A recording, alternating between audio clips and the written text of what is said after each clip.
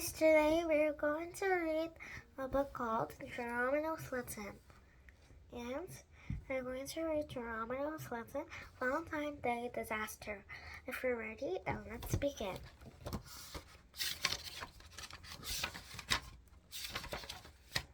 Dear Rodent's friends, here it is. Another whisker-licking good tale just for you. From your friend Geronimo Stilton. This story is all about one day of my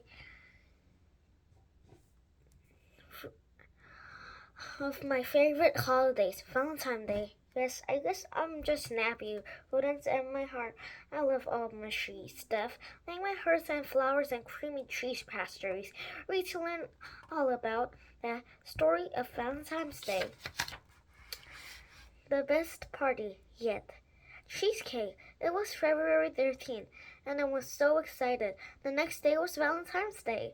Do you like Valentine's Day? I do. Every year I throw a big party for my friends, and this year was going to be the one yet. I sent more than 100 invitations for my special friend and relative. I have decorated my house with red streamers. I ordered the heart-shaped cheesecake from Squedden's, the best bakery in the city. I had even hired a band. That night, I went to my bed with a smile on my snout. I dreamed I was nibbling cheesecake and my perfectly organized fabulous Valentine's Day party. 10 a.m. I forgot to set the alarm clock. I woke up lazy. The next morning, the sun was already shining outside. Oh, what a perfect day for Valentine's Day party, I said, yawning. Then I spotted the clock. It was already 10 o'clock. Rats, I shrieked, jumping out of my bed. I was so busy planning my party, I had forgotten to set my alarm clock. Now I was late for work. There's nothing you should know about running in the bathroom. Don't do it. The bathroom is a dangerous place. First, I stepped on a wet bar of soap. I flipped into the air and skidded across the room on a rug. I landed snout down in a tub full of water. When I stood up, I had a rubber ducky on my head. I was splitting water like a fountain of high speed. Then I just tried to put the stopper out of the tub, and I just got stuck in the drain. Youch! I squeaked in the top of my lungs. I'm so fond of my tail. I rubbed my tail on the bandage. Then I dragged myself in the door sobbing. What a terrible way to start a Valentine's Day. 11 a.m. The mailbox is empty. At 11 o'clock, by the time I left the house, on the way out, I checked my mailbox. Maybe a big stack of Valentines would cheer me up. After all, I have lots of friends. I knew I got lots of cards, but mailbox was empty. What was going on? I was so upset I closed my mailbox on my paw. Youch! I screamed. I rubbed my paw in the bandage. Oh, what else could go wrong today? 12 p.m. The newspaper was not delivered. I ran to the office. Oops, I almost forgot to tell you. I run the newspaper. It is called the Rodent's Gazelle. It's the most popular paper in Newsmouth City. Usually, I love going to office, but today something strange was happening. A mountain of newspaper was piled up in the front of the building. Newspaper.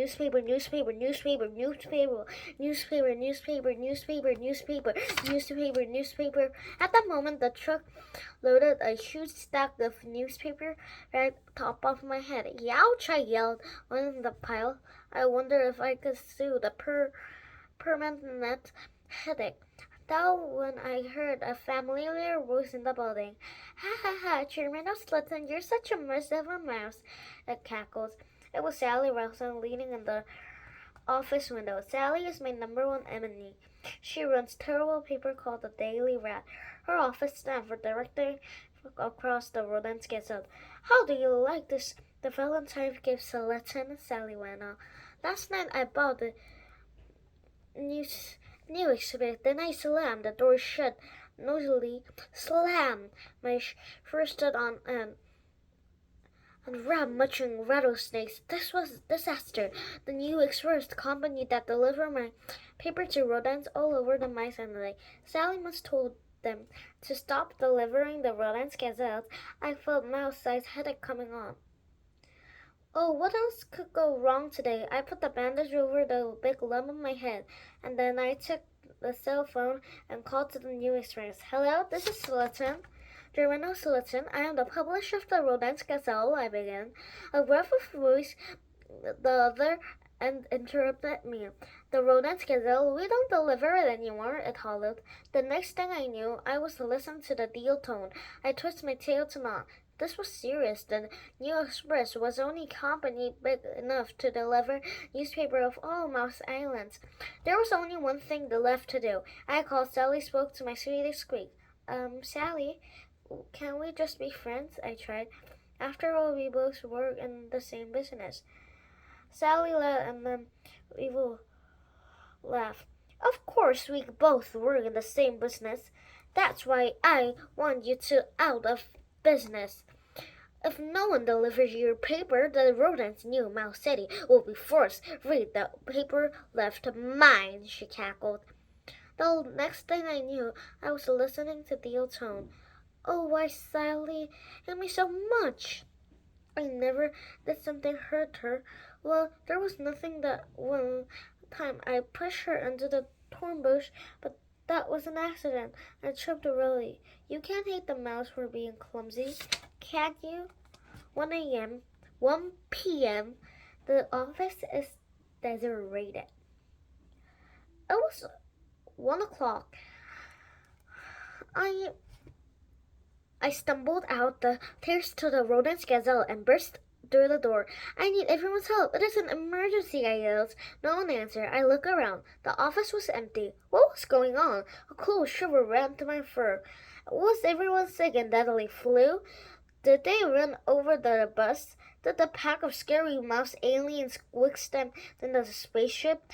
Just then I remembered something. I had given up my employees the day of the Valentine's Day. For a minute I was delivered. Then I remembered all of the undelivered papers. So what did I do next? I did what any smart assistant, responsible mouse would do. I put my snout down on my desk and tried through tears to fill an ocean. Okay, what was going on? The rodents gazelles, actional offices.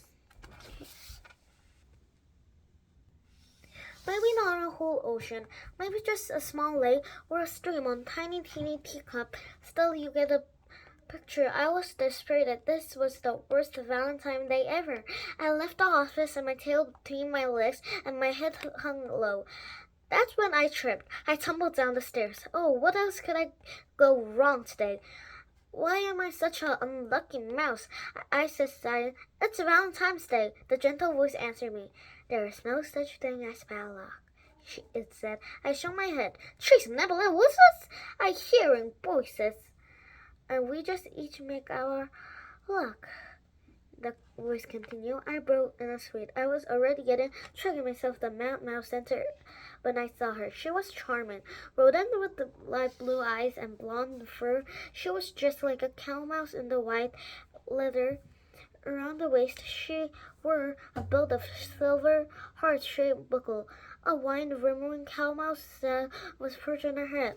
Safety boots around her feet. Hello, my name is Sweet. Hello, Sweet Snout, she said.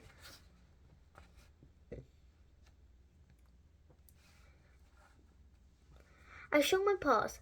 Pleased to meet you, Mrs. Now, my name is Stilton, Geronimo Stilton. I mumbled. The coward mouse grinned. It seems that you have a problem, Jerry dear, she said. Why don't you tell Tracy Lou all about it? Now, normally I don't like the rodents call me Jerry, and I don't like telling other mice about my problems. But Tracy Lou had such a sweet smile. Before I knew it, I was pouring my whole sad story to her. She listened carefully. Then she handed me a lace handkerchief and dotted my red hearts, saying sweetly, Don't worry, Jerry. Every problem has a solution. 2 p.m. Every problem has a solution. I glanced at my watch. It was 2 o'clock. Half a day was gone, and Rodin's gazelle was undelivered. I I began to nibble my whiskers. Cheesy Lou calmly patted my paw. She flipped her cell phone. Then she began barking orders to me. Hello, is that Oroshi's ranch? I heard her say. I need 100 horse and 100 cow mice on the 70 Swiss Tree Center immediately. She hung up the sides of the saddlebags. Problem solved, Jerry, she said. A little later, I heard the sound of the hoof galloping around the street. Cheesy Lou stuck her snout out the window. Listen up, Rodents, she squeaked. I need you to deliver this copy of the Rodents Gazelle and double. The comments waved their hat in the air. We're all in a Cheesy Lou, they called. They took off the thundering gallop. The noise was so loud I could barely hear my own squeak.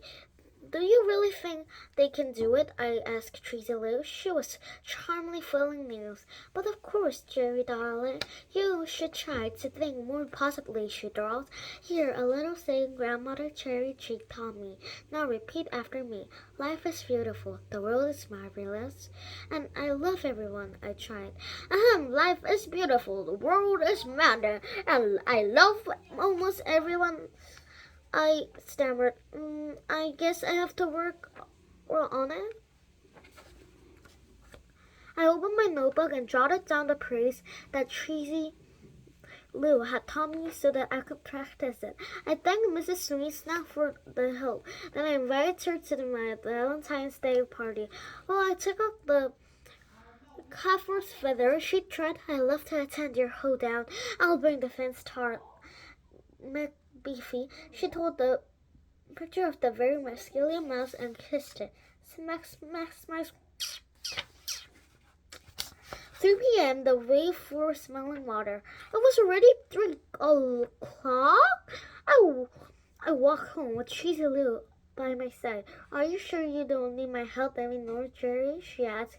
I had reached my house at 8 Milford Lane. I smiled and opened my front door. Oh no, Mrs. Reese now, I'm sure, but thanks for the offer, I started to say, but before I could finish, a wave from the forest mouth water hit me. Help, blub, help, blub, help, I glittered. When the wave passed, the soaking from the end of my whiskers to the tip of my tail, I looked around the corner. What a disaster! The sewer pipe must have burst. The house have a mess.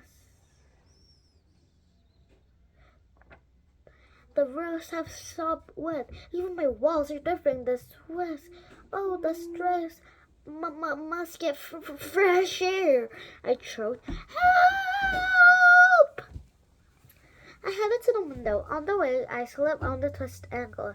Oh, what else could go wrong today? I lay on the floor whimpering. Why would Cheesy Lou bandage my ankle? Jerry, I have a feeling that you still need my help, she said. She drew her chair with a rag, then she lifted me up and plopped down it. Oh, I was amazed. I mean, I'm a rodents. In fact, some might say I had to lay off the cheesecake for a while, but why Cheesy Lou lift me from mouse like myself? Where I come from, we're all the afflicted, she explained. Yes, sir. Cheesy Lou loved Catherine. Singing carefully, Cheesy Lou sprang into action. She grabbed some rag and wiped up the filthy, slimy water. She wiped into the fluffy, slimy water. She washed the soap as she hosed down the wall. She hung the rugs to the dry. I had never seen a mouse work so fast. It was like watching mini tornado. Yes, Cheesy had more energy in her little paws than I had in my whole body. Finally, Cheesy Lou flung over all the windows. Fresh air filled the room. And now I quickly sprayed a favorite perfume, she giggled. Cream cheese on the summertime. My entire house smelled like a most delicious cream cheese stuffle. Life is beautiful, the world is marvelous, and I love everyone, Cheesy Lou squeaked. Come on, Jerry, sing along. flung open the windows, finally spared her for freedom. Okay, so we're going to read Geronimo, so let's end part 2 next time. And I hope you enjoy my story. And if you enjoy my stories, I hope you subscribe. And please subscribe so that I could grow. Please subscribe. Then bye. Have a good night.